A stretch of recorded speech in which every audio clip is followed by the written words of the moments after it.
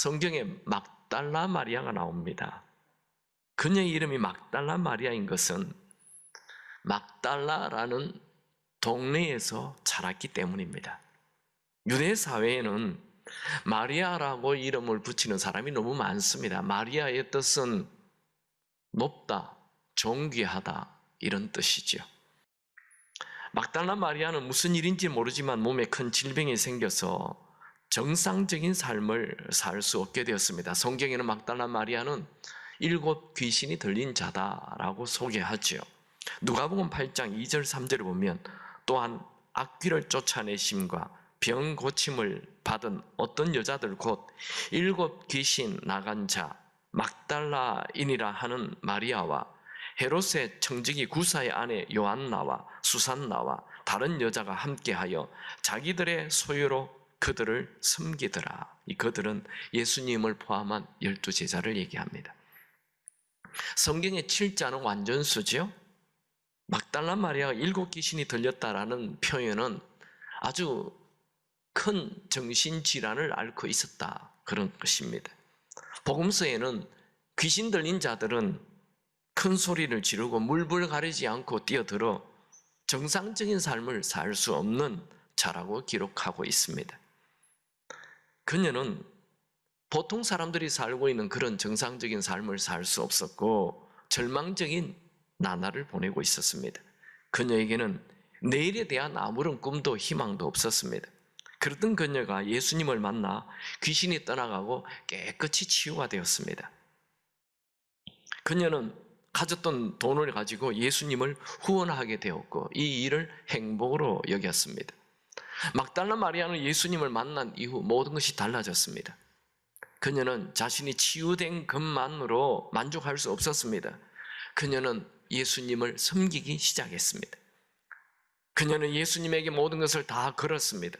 그녀는 언제나 예수님을 섬길 때 제일 앞장섰습니다. 복음서에서 예수님을 돕는 여성을 기록할 때 막달라 마리아를 언제나 제일 앞에 기록합니다. 그녀는 예수님이 행하는 기적을 수없이 보았습니다. 그녀는 날마다 새로운 기적을 보았습니다. 그녀는 예수님 바로 곁에서 예수님이 직접 말씀하는 것을 들었습니다. 예수님의 설교는 들어도 너무 좋았습니다. 예수님과 함께 사역을 하면 할수록 기쁨이 넘쳤습니다.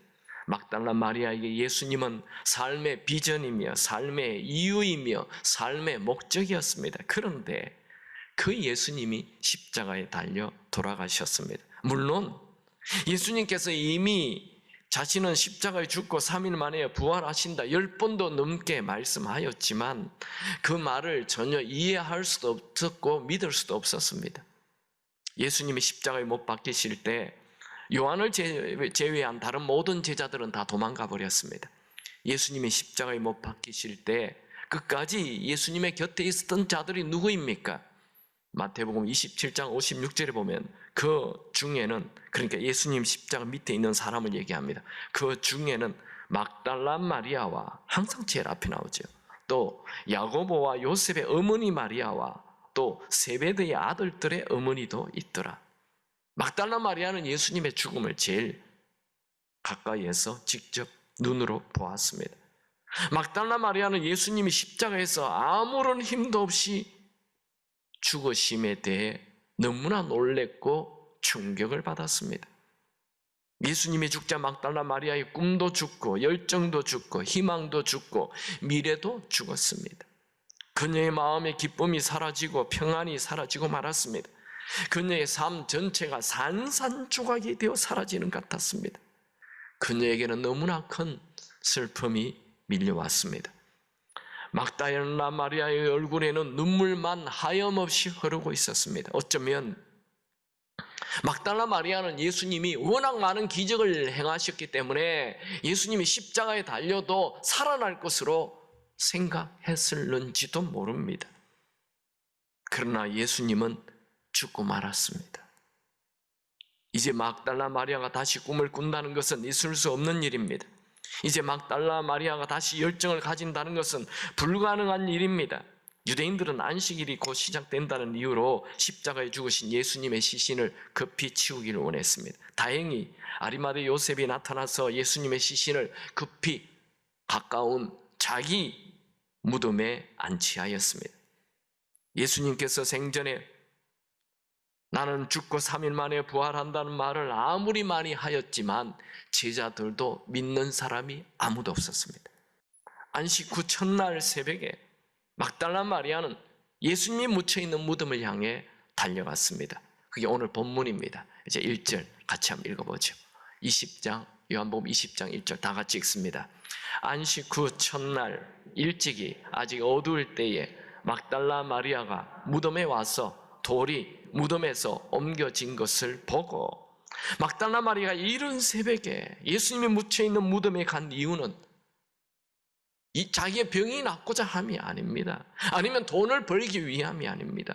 아니면 예수님을 통해 뭔가 복을 받기 위해 성공하기 위함도 아닙니다. 그녀가 향유와 향품을 들고 이른 새벽에 예수님이 묻혀있는 무덤을 향해 찾아간 이유는 예수님을 사랑했기 때문입니다.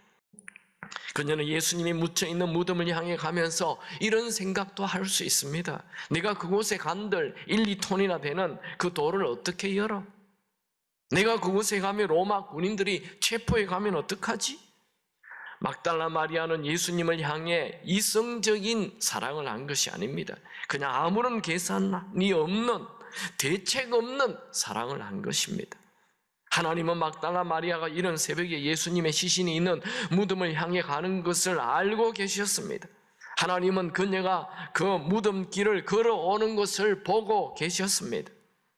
마태복음 28장 2절 4절을 보면 큰 지진이 나며 주의 천사가 하늘로부터 내려와 돌을 굴려내고 그 위에 앉았는데 그 형상이 번개 같고 그 옷은 눈같이 희건을 지키던 자들이 그를 무서워하여 떨며 죽은 사람같이 되었더라. 이 본문을 자세히 읽어보면 천사가 돌을 굴러낸 이유를 설명하고 있습니다. 누구를 위해서 돌문을 열었습니까? 바로 막달라 마리아를 위해 돌문을 연 것입니다. 예수님의 몸은, 부활하신 몸은 시간과 공간을 초월합니다. 제자들이 모여있는 빈 방에 그냥 쑥 들어오시고 그냥 쑥 나가셨습니다. 예수님이 그 돌문 속에 갇혀있어도 그냥 쑥 나가시면 되는 거지 굳이 돌을 굴려낼 필요가 없습니다. 근데 왜 돌을 천사가 굴려내었습니까? 막달라 마리아가 오고 있으니까 돌문을 굴려낸 것입니다.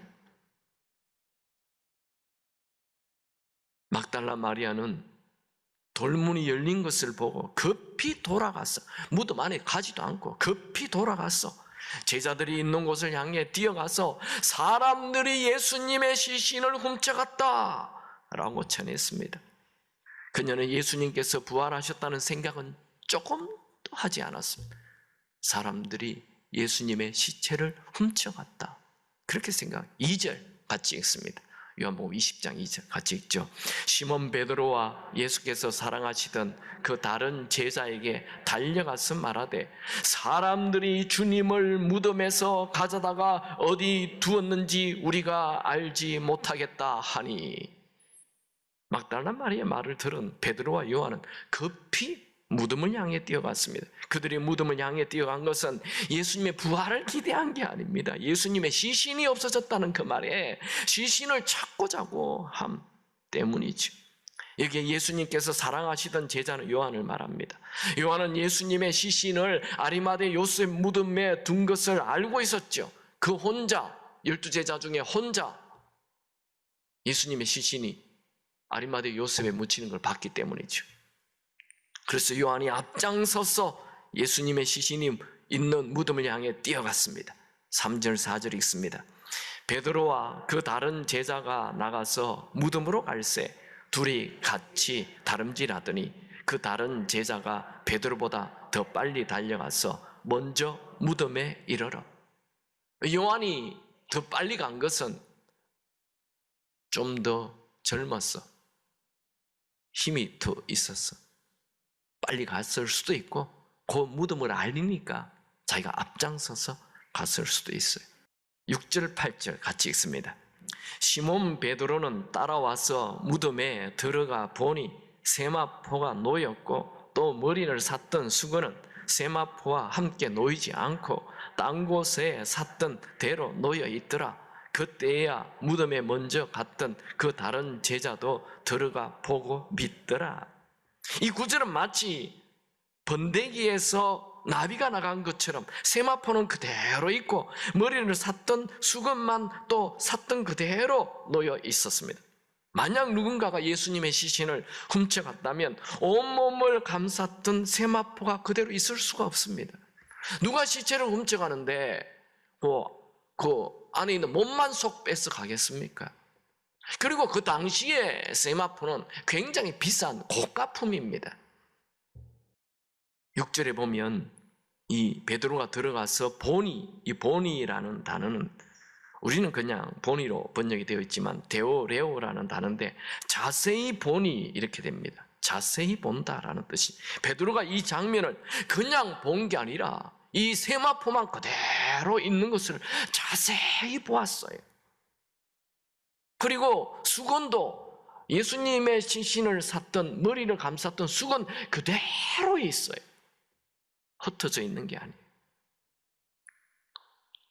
이 장면을 본 베드로와 요한은 예수님이 부활했다는 걸 알았어요. 두 제자는 빈 무덤을 나오고 막달라 마리아는 무덤 밖에서 울고 있었습니다. 그나마 이 예수님 부활했다는 것을 알았지만 그걸 말로 마리아야 울지 마라, 예수님 부활했다 이렇게 말할 자신은 없었습니다. 이 부활한다는 것은 너무나도 상상이 되지 않는 얘기이기 때문에 11절, 요한복음 20장 11절 같이 보겠습니다.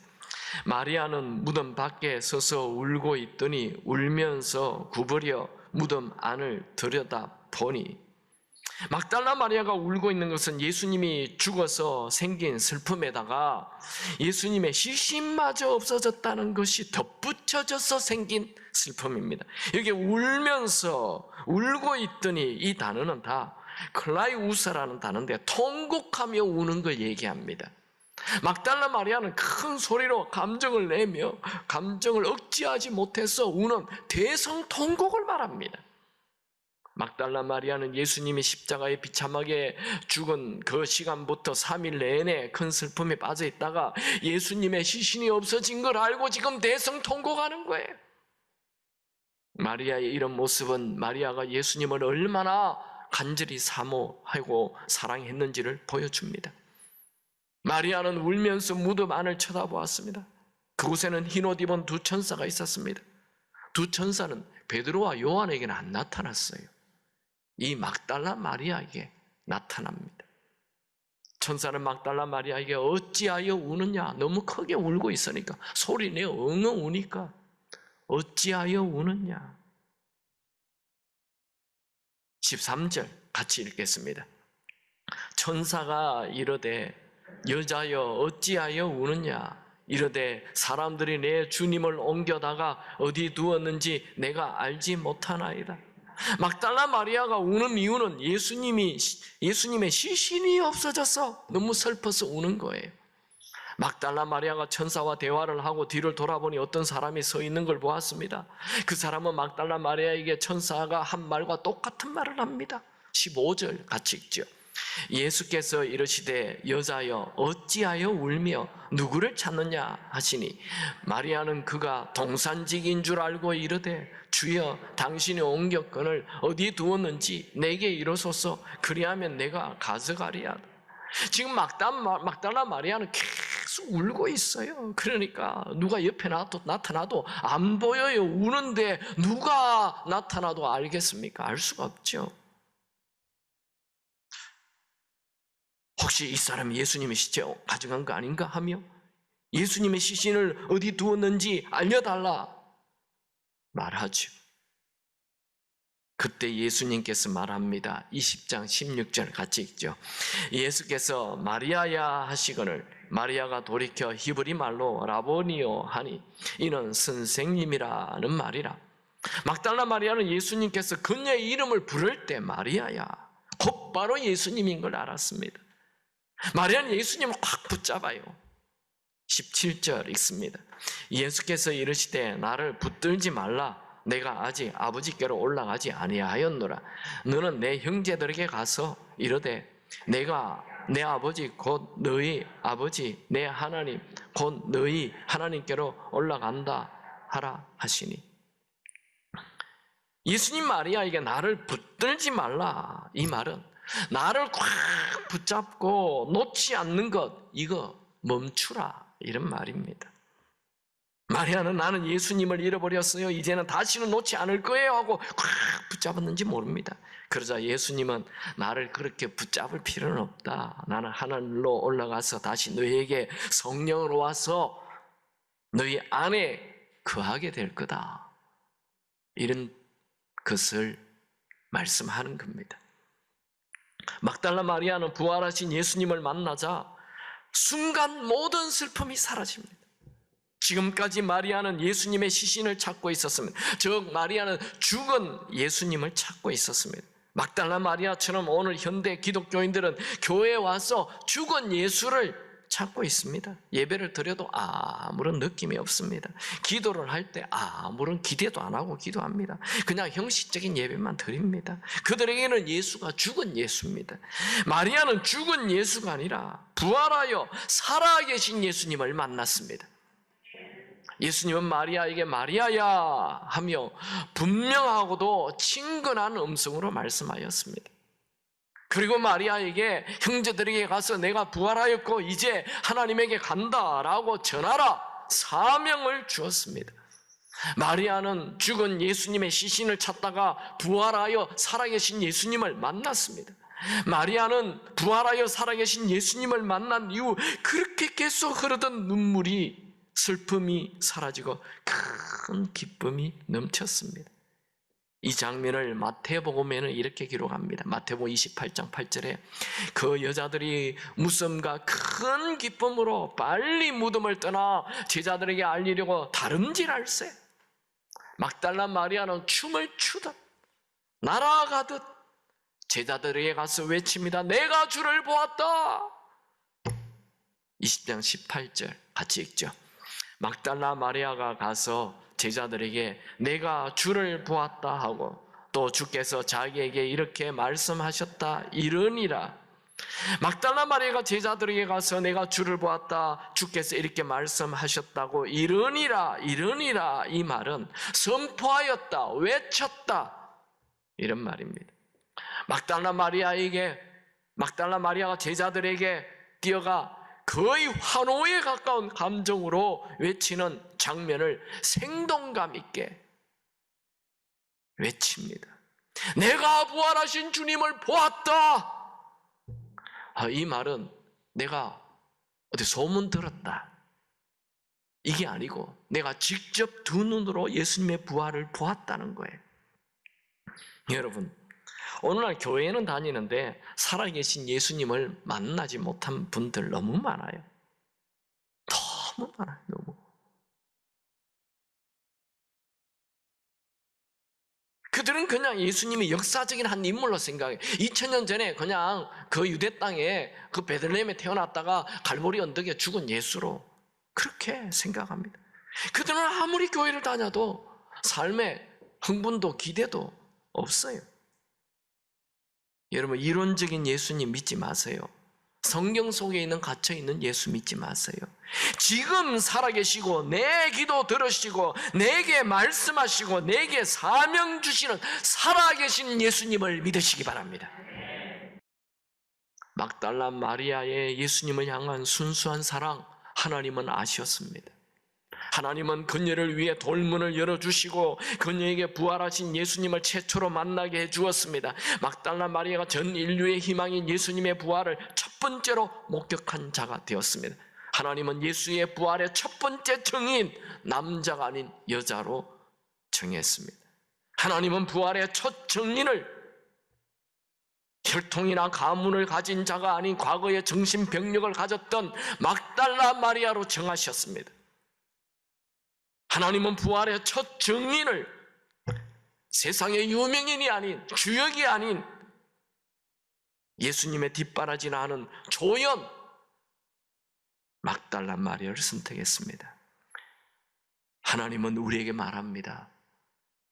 하나님을 사랑하는 일, 예수님을 사랑하는 일에는 실력 중요하지 않다, 능력 중요하지 않다, 재력 중요하지 않다, 유명 중요하지 않다. 사랑하는 자, 사랑하는 자, 그 자를 내가 쓴다. 예수님을 사랑하는 자를 쓴다. 하나님은 말씀합니다. 네가 나를 사랑하기만 하면 나는 너를 만나고 나는 너를 쓸 것이다. 잠언 8장 17절, 나를 사랑하는 자들이 나의 사랑을 입으며 나를 간절히 찾는 자가 나를 만날 것이니라.